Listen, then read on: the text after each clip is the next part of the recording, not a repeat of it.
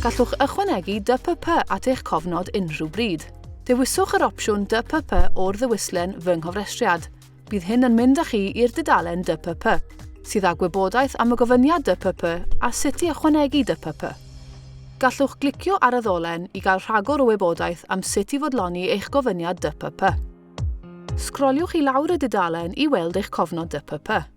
Dyma lle gallwch chi ychwanegu DPP gan ddefnyddio'r botwm addangosur.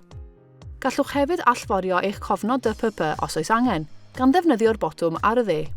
I ychwanegu DPP, cliciwch ar y botwm Ychwanegu DPP. Dewiswch y math o'r gwymplen ac ychwanegwch fanylion eich gweithgaredd hyfforddi neu ddysgu. Mae llawer o ffyrdd y gallwch barhau i ddysgu a datblygu fel gweithiwr gofal cymdeithasol proffesiynol, a gall llawer o bethau gyfrif fel DPP. Mae gennym fwy o wybodaeth am yr hyn sy'n cyfrif fel DPP ar ein gwefan. Nesaf, dywedwch wrthym yn gryno sut mae'r gweithgaredd hwn wedi cyfrannu at eich datblygiad ac wedi helpu i lywio eich ymarfer. Bydd gwahanol weithgareddau yn dysgu pethau gwahanol i chi, ac mae'n bwysig myfyrio ar sut mae eich gweithgareddau dysgu wedi eich helpu i ddatblygu eich sgiliau fel gweithiwr gofal proffesiynol. Nesaf, bydd angen i chi ddweud wrthym pryd y cwblhawyd yr hyfforddiant hwn. Os cwblhawyd eich hyfforddiant mewn un diwrnod, bydd y dyddiad O a'r dyddiad I yr un peth.